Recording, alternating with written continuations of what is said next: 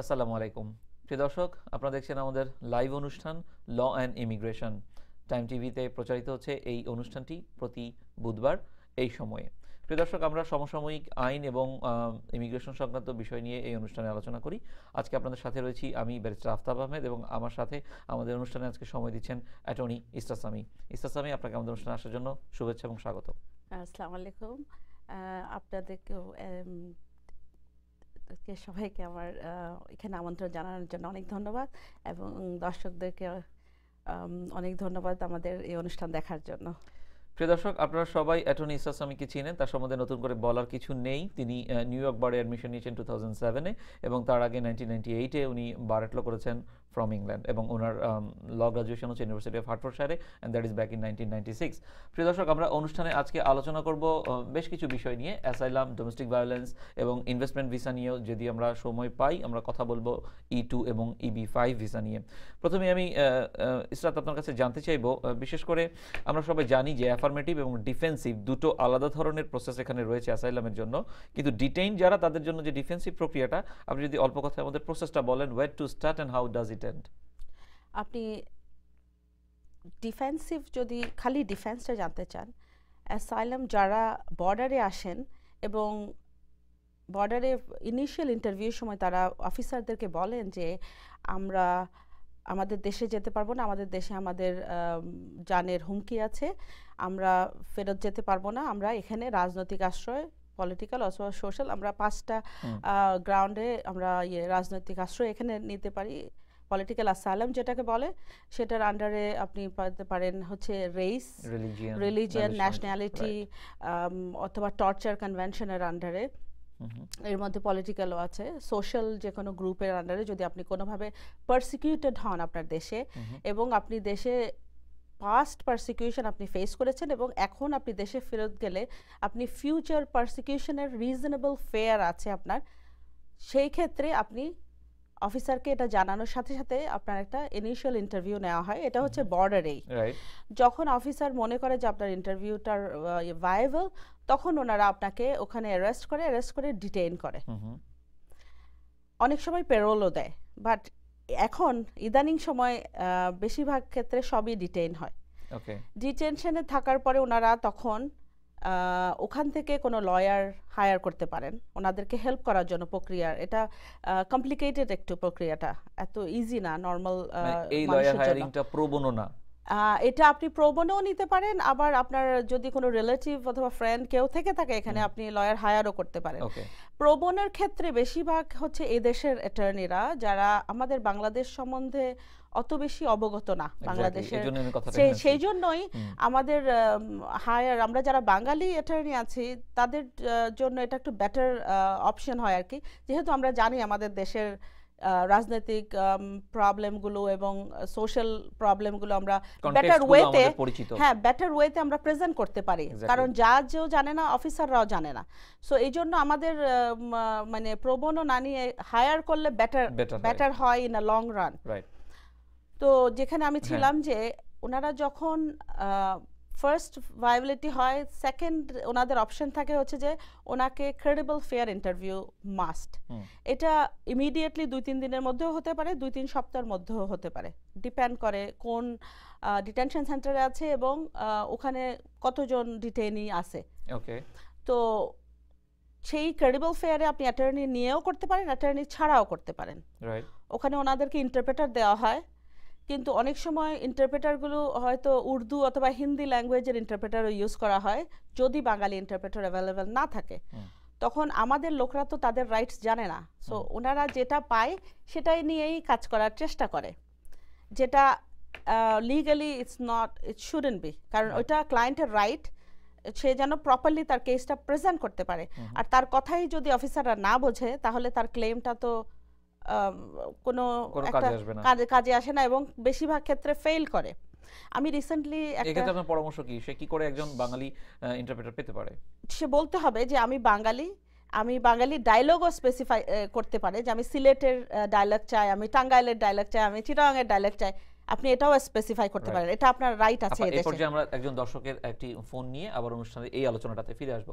প্রিয় দর্শক, যিনি আমাদের সঙ্গে এখন হ্যালো। যোগ দিয়েছেন, আপনি টেলিভিশনের ভলিউমটি কমিয়ে আপনার নাম বলে প্রশ্নটি করতে পারেন।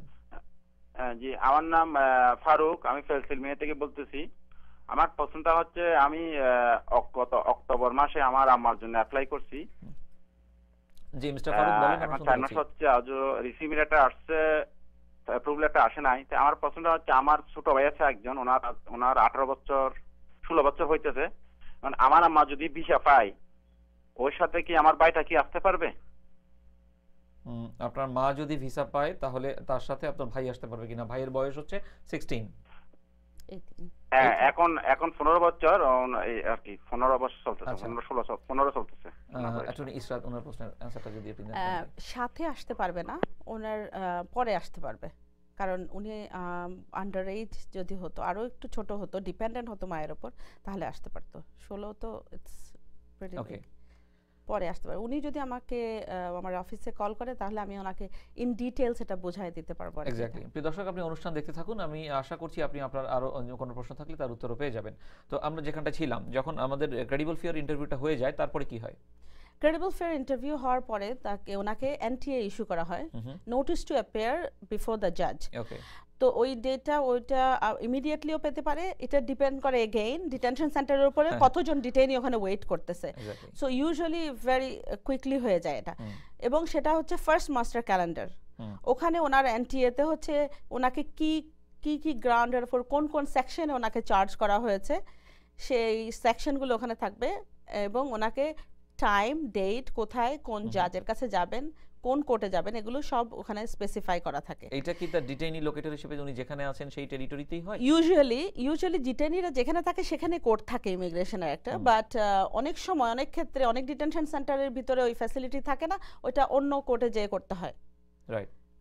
তো তারপরে সেখান থেকে জাজ ওনাকে টাইম দেয়, ওনাকে ওনার অ্যাপ্লিকেশন ফাইল করার, যদি এর আগে ফাইল না হয়ে থাকে 589, যেটা অ্যাসাইলাম করার জন্য যে ফর্মটা লাগে সেটাকে 589 বলে, তখন জাজ ওনাকে সময় দেয় যে তুমি এই চার্জটা কি তুমি এখন অ্যাকসেপ্ট করবে না তুমি অ্যাটর্নি নিতে চাও।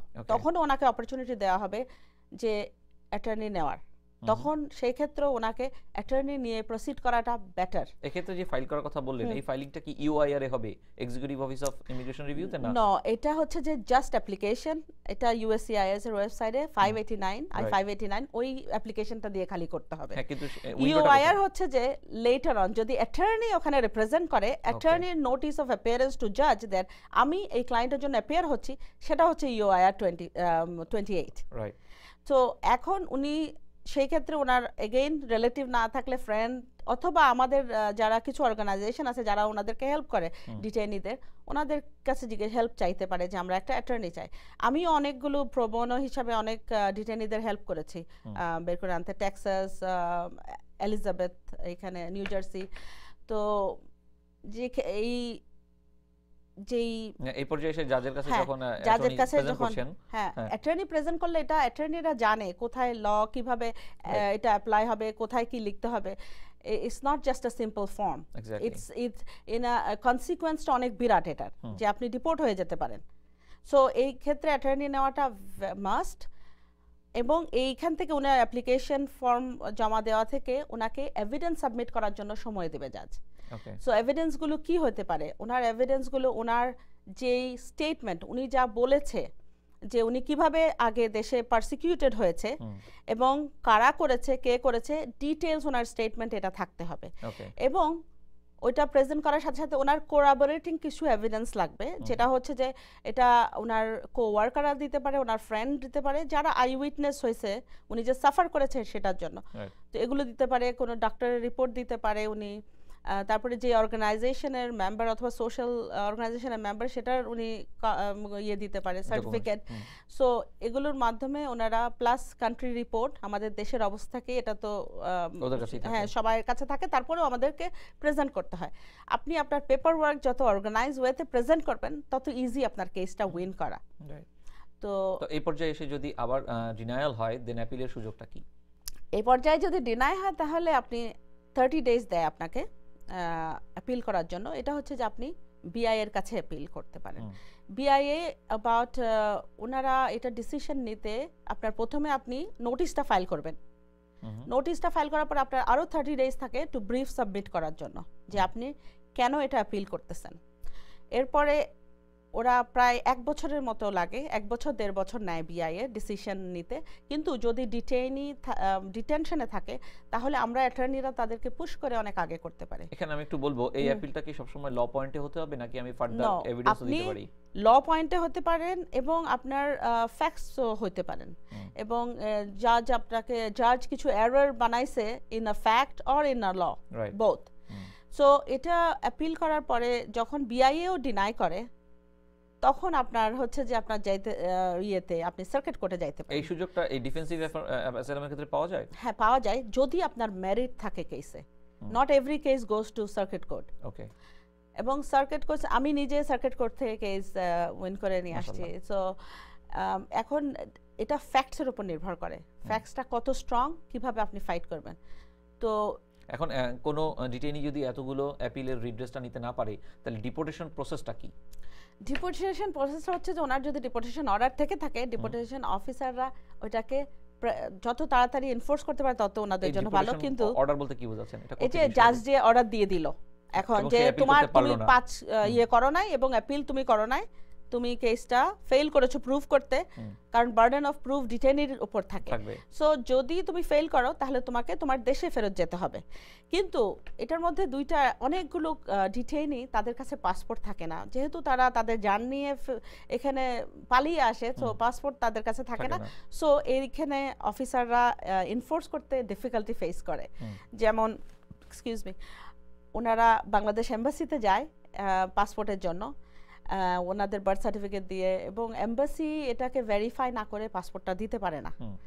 আর যেহেতু ওনারা ডিটেইনি ওখানে থাকে, ওনারা ডিটেনশনে থাকে, ওনারা আসে না পার্সোনালি, সো পাসপোর্টে পেতে ওনাদের দেরি হয়। আমি দর্শকের উদ্দেশ্যে একটু সহজ করার জন্য, আমাদের তো বিভিন্ন টার্মিনোলজি সমাজে প্রচলিত, কেউ কেউ এটাকে রিমুভাল প্রসিডিংও বলে, দুটো কি একই জিনিস? দুটো প্রায় একই জিনিস, বাট ডিপোর্টেশন প্রসিডিং আগে বলতো, এখন রিমুভাল প্রসিডিং বলে। আচ্ছা, মানে প্রক্রিয়াটা মূলত একই, দুটো না।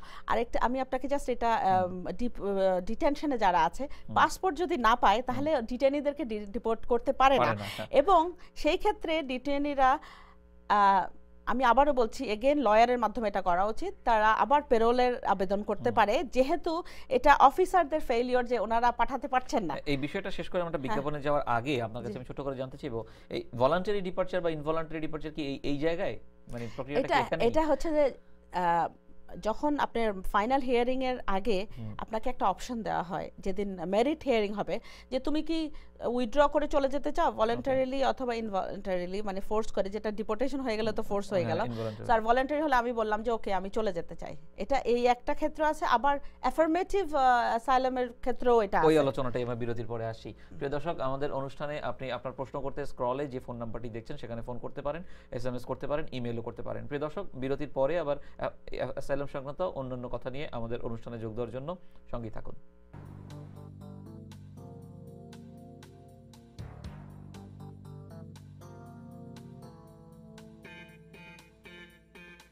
সঠিক এবং নির্ভুল ট্যাক্স ফাইলিং এর জন্য নির্ভরযোগ্য প্রতিষ্ঠান কর্ণফুলী ট্যাক্স সার্ভিস ইনক। আমরা income tax, sales tax, corporate tax, partnership tax, payroll, ITIN number সহ new business, corporation, partnership, LLC এবং non profit organization set up করে থাকি। সেই সাথে আমরা ইমিগ্রেশন ফর্ম ফিল আপে সাহায্য এবং নোটারি করে থাকি। We are IRS enrollation and certifying acceptance agent, and we are also licensed by the IRS, and our enroll agents are America's tax experts. যোগাযোগের ঠিকানা 3720 74th Street, 2nd floor, Jackson Heights, NY 11372. Phone 718-205-6040, 718-205-6011. Email করুন karnafulitax@yahoo.com. এছাড়াও আমাদের website visit করুন www.karnafulitax.com. I am trial attorney Timothy Bompart. আমি attorney Moin Chowdhury. আপনাদের যে কোনো ধরনের গাড়ির দুর্ঘটনা, কনস্ট্রাকশন কাজের দুর্ঘটনা, slip and fall, medical malpractice, lead poisoning, federal disability, workers compensation সহ সকল প্রকার দুর্ঘটনা মামলায় সর্বোচ্চ ক্ষতিপূরণ আদায়ে বিনামূল্যে আমাদের অভিজ্ঞ অ্যাটর্নিদের পরামর্শ ও সহযোগিতা নিন। আমরা অতীতে আমাদের ক্লায়েন্টদের জন্য মিলিয়ন মিলিয়ন ডলার আদায় করে দিয়েছি।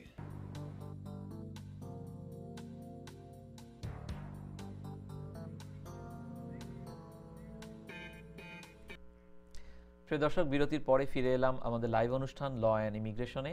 আমরা এই বিষয়ে আজকে আলোচনা করছি অ্যাসাইলামের দুটি ধরন নিয়ে, ডিফেন্সিভ এবং অ্যাফার্মেটিভ অ্যাসাইলাম নিয়ে। আজকে আমাদের অনুষ্ঠানে সময় দিচ্ছেন অ্যাটর্নি ইসরাত সামি। ইসরাত, আপনাকে আরও একবার স্বাগত অনুষ্ঠানে। আমরা অ্যাফার্মেটিভ অ্যাসাইলামে যদি এবার আসি, বিরতির আগে যেহেতু আমরা ডিফেন্সিভ আলোচনা করছিলাম, প্রথমে আমি জানতে চাইবো এমপ্লয়মেন্ট অথরাইজেশন ক্লক, কারণ লোকের একটা আগ্রহের বিষয়। এটা কোথায়, কখন স্টপ হয়, কখন আবার রিজিউম হয়, অল্প কথায় যদি বলেন। আপনি অ্যাসাইলাম কেসটা যখন ফাইল হয়, অ্যাপ্লিকেশন 589, ওরা যখন থেকে আপনাকে অ্যাকনলেজমেন্ট দেয় তখন থেকে আপনার ক্লকটা শুরু হয়। রাইট, ওনারা শুরু করে USCIS, তখন থেকে শুরু হয়। এটা 150 ডেজের মধ্যে আপনাকে ওয়ার্ক পারমিটে আপনি অ্যাপ্লাই করতে পারেন। আর ওয়ার্ক পারমিটটা অনেক সময় আমাদের ক্লায়েন্টরা কোর্টের ডেট মিস করে। কোর্টের ডেট যখন মিস করে তখন অটোমেটিকলি ক্লকটা স্টপ হয়ে যায়। এবং এটা ভেরি ভেরি ক্রুশিয়াল যে কোর্টের ডেট যেন কখনো মিস না করে কেউ। আমাদের এই জিনিসটা, এটা কি ইমিগ্রেশন অফিসারের ইন্টারভিউ ডেট? এটা ইমিগ্রেশন অফিসারের ইন্টারভিউ ডেট হয়, সামটাইমস কোর্টে হয়, দুইটা ক্ষেত্রেই ক্লকটা ভেরি ইম্পর্টেন্ট। এটা আপনি যে কোনো ডেট মিস করলে ক্লকটা স্টপ হয়। আপনি যদি ইমিগ্রেশন অফিসার আপনাকে ইন্টারভিউর জন্য কল করেছে 589-এর, আপনি সেখানে যদি রিস্কেজুল করেন, আমাদের অনেক ক্ষেত্রে করতে হয় যে আমাদের এভিডেন্স বাংলাদেশ থেকে আনতে সময় লাগে, অথবা অন্য ক্লায়েন্ট অসুস্থ হতে পারে, মেনি রিজনে, সো এই ক্লকটা তখন স্টপ হয়। এখন যেহেতু এত বড় একটা ব্যাকলগ, ইন্টারভিউ ডেটটা অনেক দেরিতে হয়, মোর দ্যান 180 ডেজ, তাহলে কি এটা এই সুযোগটা এখন আর থাকে? হ্যাঁ, থাকে। ইন্টারভিউর সাথে এটার সাথে জড়িত না। আপনি কখন অ্যাপ্লিকেশনটা ফাইল করলেন, কখন আপনার অ্যাকনলেজমেন্ট আসছে, সেখান থেকে আপনি 150 ডেজ। আপনার ইন্টারভিউ ডেট আইদার আগেও হতে পারে, পরেও হতে পারে। প্র্যাকটিসটা কি আসলে এখন? প্র্যাকটিসটা রাইট নাও হচ্ছে long, it's like 2 year and a half wait. সেটাই বলছি। সো যারা গত 2014-এর অগস্ট জুলাইয়ে অ্যাপ্লাই করেছে তাদের ইন্টারভিউ ডেট এখন আসতেছে। ইসরাত, আমরা একটা দর্শকের কাছ থেকে একটা ফোন নিয়ে নিই, তারপরে ফিরে আসি। প্রিয় দর্শক, যিনি আমাদের অনুষ্ঠানে যোগ দিয়েছেন, আপনি নামটি বলে টেলিভিশনের ভলিউমটি কমিয়ে প্রশ্নটি করুন। হ্যালো হ্যালো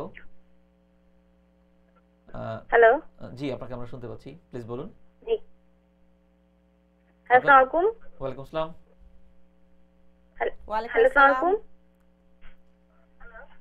হ্যালো, আমি জানতে চাচ্ছিলাম কি, যদি কি অ্যাসাইলাম সিক করে দেন সে কি ওয়ার্ক পারমিট পেতে পারে, বা সে কি এখানে অন্য সিটিজেনদের মতো করে কাজ করতে পারে? আপনার প্রশ্নটি যদি সঠিক বুঝে থাকি, কেউ যদি অ্যাসাইলাম অ্যাপ্লিকেশন অ্যাপ্লাই করে তাহলে সে ওয়ার্ক পারমিট পেয়ে সেটি দিয়ে কাজ করতে পারে কিনা, তাই তো? আমার মনে হয় আমি বুঝতে পেরেছি। হ্যাঁ, আপনি অ্যাসাইলাম সিক করে আপনি যদি ওয়ার্ক পারমিট পান, আপনি অন্য সবার মতো যে কোনো কাজে আপনি করতে পারেন, যে কোনো কাজ, কোনো রেস্ট্রিকশন নাই। মানে এটা একটা আনকন্ডিশনাল, হ্যাঁ, আনকন্ডিশনাল, এবং আপনি এটা আপনি যে কোনো কাজ, প্রফেশনাল কাজ হোক, এমনি কাজ হোক, সবকিছুই করতে পারেন। ওকে, হ্যাঁ, আমরা যে জায়গাটা ছিলাম, তো এমপ্লয়মেন্ট অথরাইজেশন ক্লকটা আসলে স্টপ হয় যদি আমরা কোনো কারণে ডিলে করি। আমরা ডিলে করি, কিন্তু অফিসাররা যদি ডিলে করে তাহলে এটা কন্টিনিউয়াসলি চলতে থাকে। আপনার ওয়ার্ক পারমিট আনটিল আপনি ইন্টারভিউ হোক এবং ডিসিশন হয়ে গেলেও আপনার এটা চলতে থাকে, আপনার ক্লক স্টপ হয় না। আরেকটা ফোন নিয়ে ফিরে আসছি। প্রিয় দর্শক, যিনি লাইনে আছেন, আপনার প্রশ্নটি করতে পারেন, আপনার নামটি বলে আপনি প্রশ্নটি করুন। জি, আমি ভার্জিনিয়া থেকে বলছি, সেলিম। জি, শুনতে পাচ্ছি। আমি আমার ভাই বোনদের জন্য অ্যাপ্লাই করছিলাম, তো এটা কত, মানে কিভাবে চেক করা যায় এবং কিভাবে এটাকে একটু মানে আপডেট করা যায়, কিভাবে জানতে পারি যে কতদিন সময় লাগবে? যতটুকু বুঝতে পারছি, আপনার ভাইয়ের জন্য আপনি অ্যাপ্লিকেশন করেছেন এবং এখন এটা কিভাবে ফার্দার প্রসিড করা যায় সেটা জানতে চাচ্ছেন। হ্যালো হ্যালো, আমার মনে হয় কারিগরি ত্রুটির কারণে আমরা ওনাকে হারিয়েছি। আপনি কি প্রশ্নটা? ওনার ভাইয়ের জন্য উনি অ্যাপ্লাই করেছেন, কি উনি কি সিটিজেন, সেজন্যই অবশ্যই অ্যাপ্লাই করেছেন। আমার মনে হয় ওনার ভাইয়ের জন্য উনি অ্যাসাইলাম অ্যাপ্লাই করেছেন। ভাইয়ের জন্য ভাই অ্যাপ্লাই করে, উনি করতে পারে না। কিন্তু আমি যদি বুঝে থাকি, আমার মনে হচ্ছে উনি যদি ভাইয়ের জন্য I-130 অ্যাপ্লাই করে, সেটা 10 years ওয়েটিং আছে বাংলাদেশে। 10 বছর, কিন্তু উনি যদি ভাইয়ের জন্য অ্যাসাইলাম করলে উনি করতে পারে না, ভাই নিজের জন্য অ্যাসাইলাম করবে। তো সেই ক্ষেত্রে আমার প্রশ্নটা আসলে আমি বুঝিনি, ওনার কথা আমি শুনতে হ্যাঁ, পাইনি। আমিও ঠিক নিশ্চিত না উনি কি অ্যাসাইলাম অ্যাপ্লিকেশন এখানে হয়েছে নাকি ভাইয়ের জন্য আপনি যদি বলেন আপনি I-30 হ্যাঁ করতে হয়েছে। I-130 করলে ওনার 10 ইয়ার্স ওয়েটিং আছে, এটা যদি জানতে এটার চাই উনি। স্ট্যাটাসটা কিভাবে চেক করা যায় যে এটা অনলাইনে চেক করা যায়, আপনি ওই- uscis.gov এ গিয়ে Right, ওই ওখানে alien নাম্বারটা হ্যাঁ দিয়ে। রিসিট নাম্বারটা দিয়ে আপনি চেক আচ্ছা, করতে পারেন। ঠিক আছে। আমরা এমপ্লয়মেন্ট অথরাইজেশন ক্লক নিয়ে আসলে আলোচনা করেছি, এখন আমি যদি অ্যাফার্মেটিভের প্রসেসগুলো জানতে চাই।